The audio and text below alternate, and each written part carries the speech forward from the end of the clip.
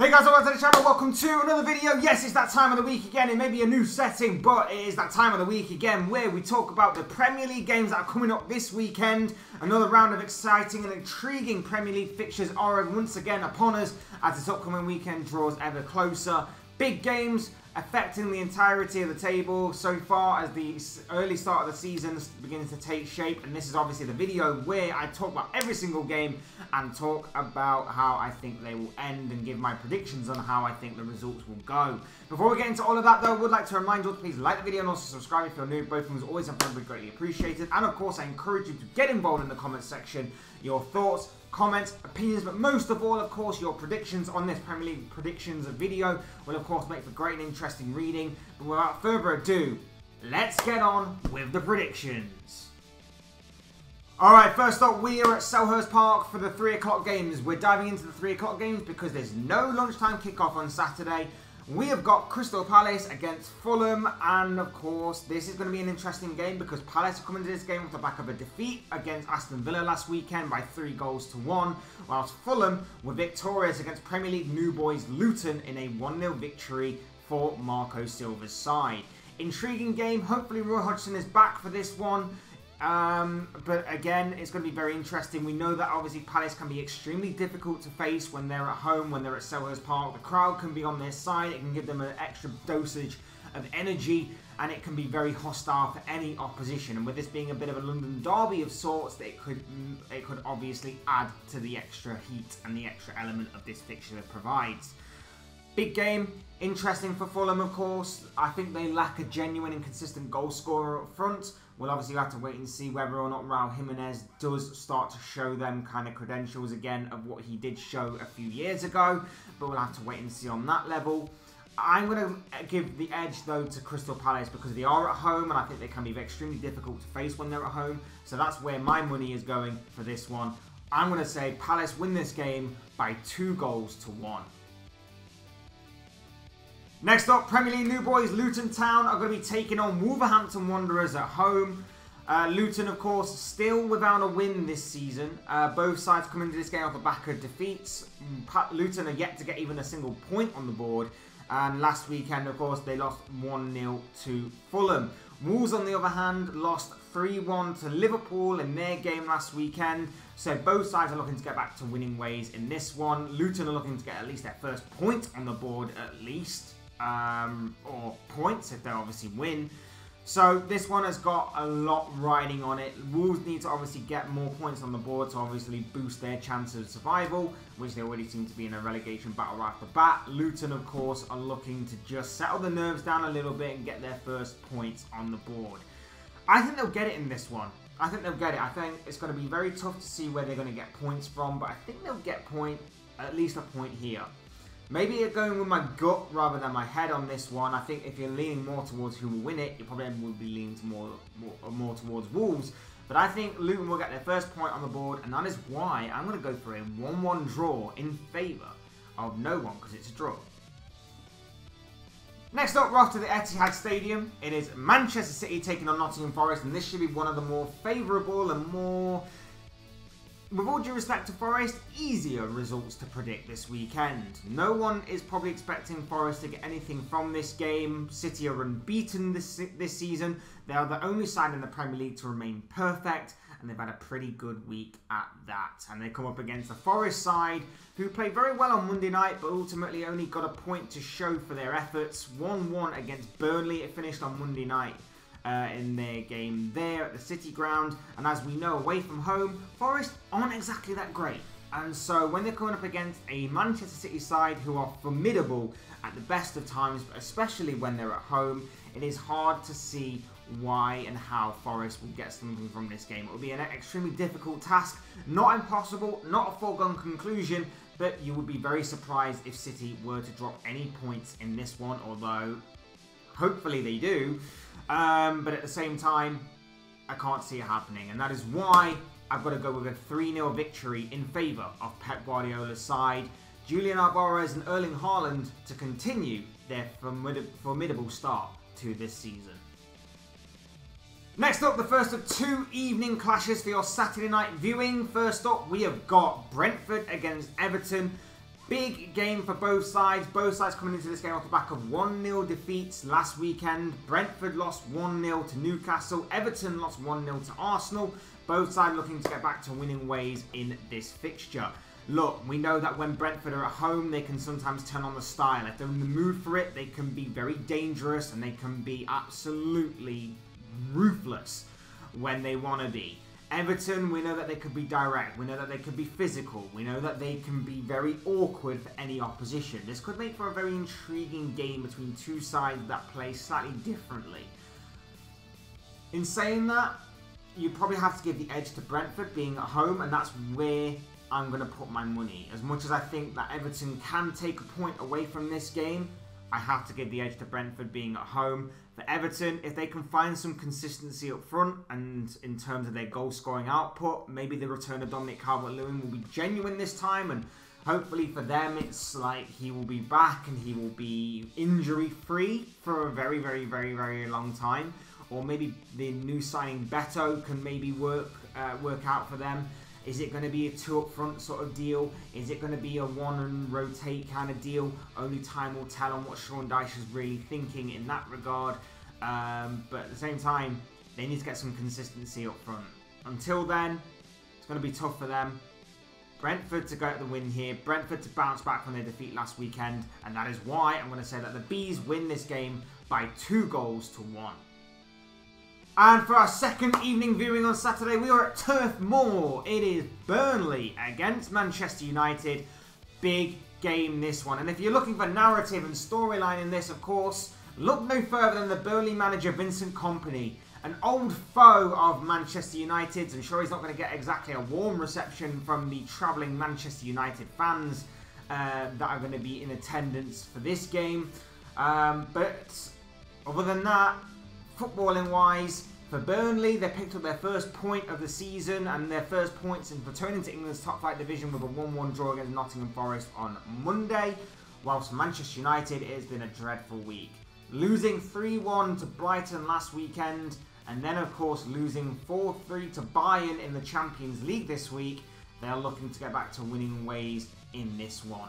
Away from home, Man United aren't exactly the best, but they may be fancying their chances against a Burnley side who, of course, haven't exactly started the season off to the best of their ability, but have also had a very difficult start, to say the least. Will the extra game that United have played, the extra 24 hours, or 48 hours, I should say, be enough for Burnley maybe to take advantage of? Is that going to show in Man United's performance? Only time will tell on that. Burnley will be tough. Burnley will make it awkward, and I'm sure Vincent Kompany will be wanting and praying that his side gets one over on his old enemy and his old foe in Manchester United, of course. So there'll be an extra incentive there for him.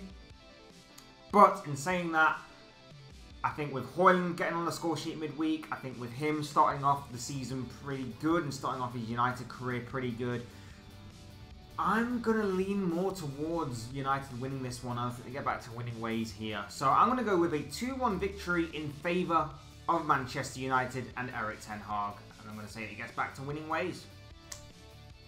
Moving on to Sunday's games, and first up, we have got a clash at the Emirates Stadium between Brighton and Bournemouth. Brighton, of course, flying high so far this season. Only one awkward moment, which was a pretty bizarre defeat to West Ham, given the circumstances and given the way the game was played. But it was a defeat nonetheless, but they obviously won last weekend against Manchester United by 3-1. They've, of course, got a Europa League game to contend with this week, at the time of recording. Of course, obviously, this is Thursday morning, so we're not going to exactly comment on how that game went, because I haven't got a crystal ball. But yes, Brighton flying high so far, and of course have that Europa League game to contend with. Could that be a factor going into this game? Maybe, maybe not. They're coming against the Bournemouth side, who are yet to win so far this season, but have picked up 3 points from their opening 5 games. All 3 of them being draws. They play some good football at times, Bournemouth. I've seen them a couple of times across this season. They play some good football. Their one issue is they struggle to put the ball in the back of the net. And last week they competed in the Premier... I believe it is to be the first goalless draw of this Premier League season so far, this campaign. So there's something for them to really be happy about, or not happy about, whatever the case may be.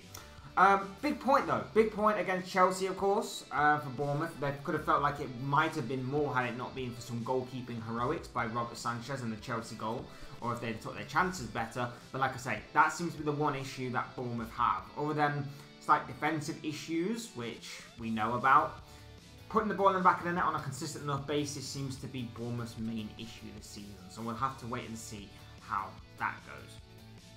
In terms of this result though, I've got to go with Brighton.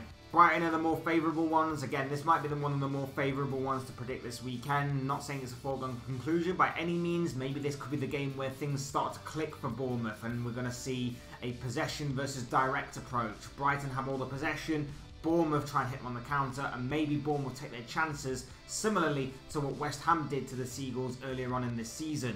I'm going to go with a Brighton victory, and I'm going to say that the Seagulls come out of this one as 2-0 winners. Next up, we're at Stamford Bridge. It is Chelsea against Aston Villa. Massive game for Chelsea, this one, of course. They need to get more points on the board. They need to start winning games. And last week, the goalless draw against Bournemouth obviously hurt them even more. It's not for the lack of trying. They're definitely making plenty of chances. They're just not sticking the ball into the back of the net. A similar story that we've become accustomed to with Chelsea over the course of the past year, maybe even 2 years at that, maybe even 3 years at that. They make plenty of chances, but they're not putting the ball into the back of the net on a consistent enough basis. And I think that they're kind of fortunate that they're coming up against teams that are sort of slow off the pace or don't have enough firepower up front to beat them, because like I say, Bournemouth probably could have beat them last weekend. They're going against the Villa side though, who've got a little bit of an issue themselves. Ollie Watkins isn't firing on all cylinders right now, not through lack of trying, but they are finding goals in other places, are Villa. And last weekend they beat Crystal Palace by 3-1, a big and good result there by Unai Emery's side. And I think, honestly, if you were to judge it on form, I think you might be inclined to say that Villa might be going into this one as the favourites. And I think if you are to predict a Villa win this weekend, it's hard to maybe disagree with that. However, in saying that, I do think it's time Chelsea start getting more points on the board, but I don't think they'll win. I know Villa's away form has been a bit iffy to start the season off, but I think they will get something from this game, and I think it will end 1-1 come the final whistle. Next up, we're off to Anfield. It is Liverpool taking on West Ham United, and I think this one could be a very exciting and entertaining one, to say the least. I think you've got a Liverpool side who are unbeaten so far this season. They're of course going to be at Anfield, so they're going to favour their chances. Last weekend they beat Wolves by 3-1, and in the second half in particular, they really did turn it on a little bit more and were very much better than they were in the first half. You come up against the West Ham side, who last weekend lost their unbeaten start to the season, so against Manchester City of all teams, so it's going to be a bit more of extra incentive there to get back to winning ways for West Ham. They proved to be very difficult at the beginning of this season for most teams, and they gave City some food for thought last weekend. The reason I think it's going to be a bit of a goals galore game is because I think you're going to have a team like Liverpool who's going to want to keep hold of the ball, have all the possession, being at home, obviously you'd expect that. But you're going to have a West Ham team who are going to want to play direct. They're going to want to counter-attack Liverpool to the best of their ability and use the likes of Jared Bowen and Mikel Antonio, who have been in great form to start off the season, to their advantage. But what you've also got is a Liverpool side who are electric going forward, but defensively they have proper frailties, and we know that. We've seen it time and time again in the early stages of this season. West Ham are going to know that, they're going to see that, they're going to identify that, and they're going to try and exploit them kind of weaknesses. We know that Liverpool's attack is dangerous, and they can obviously cause some real danger to that West Ham backline, but we know that West Ham can do the same to that Liverpool backline, and that's why I think this is going to be a very exciting game that is going to be goals galore, that for whatever reason isn't on normal TV or isn't on Sky, even though you and everybody else that pays Sky pays a lot of money for these types of games for them not to show them, which is ridiculous.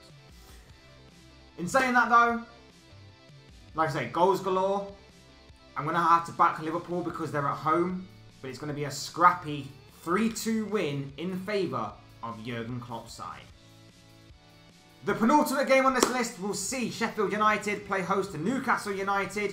It's a big game for both of these sides. Sheffield United, of course, looking to get their first win of the season. First win since returning to England's top flight division. Last weekend, of course, they lost to Tottenham, whilst Newcastle have had a pretty good week, all things considered. They got back to winning ways last weekend with a win against Brentford. 1-0 in that one in the Premier League. And then they went away to Milan, back in the Champions League for the first time in 20 years, to, of course, manage to secure a big point in that one. A big point against AC Milan in the Champions League, and we'll see how big and how important and how significant that point may be later on in their Champions League campaign. But back to the Premier League though, they've got an interesting task ahead of them.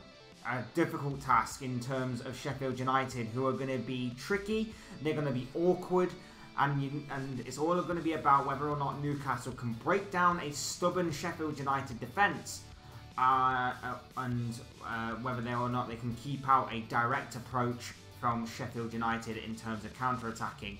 We saw it.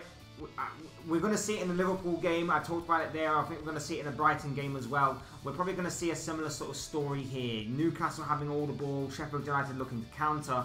And we saw last week when Sheffield United took on Tottenham, they were trying to play that kind of style. They were letting Tottenham have all the ball, and Tottenham created a lot of chances. And I think against the side, I think if Tottenham had better finishing on the day, it could have easily been a different story, a much more comfortable story for Tottenham than what it proved to be, with them obviously getting 2 late goals in the dying stage of the game to overturn that 1-0 deficit. However, in terms of Newcastle, I think even though they have the better players, I've got to go with that Newcastle result, but I don't think it'll be as easy as what many people may predict, and that is why I'm going to say that this game will end 1-0 to Newcastle. And finally, what I believe to be the biggest game of this round of Premier League fixtures. Oh, who am I kidding? Why am I saying why I believe it? It is, of course, the biggest game in this round of fixtures. It's the biggest game of this upcoming weekend. It is the main event of the Premier League this weekend. It is, of course, the North London derby. It is Arsenal in the red corner, hosting Tottenham in the white corner. The Emirates Stadium awaits Sunday afternoon for this huge clash between these two unbeaten sides so far this season. Arsenal against Spurs. It is Mikel Arteta against Ange Postecoglou. This is gonna be a cracker. It always is when these two teams meet. It always is in the North London derby. It always is gonna be an exciting and thrilling contest with these two sides. But which way is the bragging rights and the 3 points gonna go? That's going to be the interesting question. I think both sides come into this game, of course, they're going to be unbeaten. Of course, they're playing some good football. Of course, they're going to fancy their chances. I think Tottenham, even though they don't really have a great record at the Emirates in this type of fixture, they're going to still fancy their chances. And they're going to fancy their chances even more so with, obviously, Postecoglou, the way that they're playing right now and the kind of energy he's bringing. But in saying all of that, this is Tottenham's biggest test so far. This is Tottenham's biggest test so far of the season.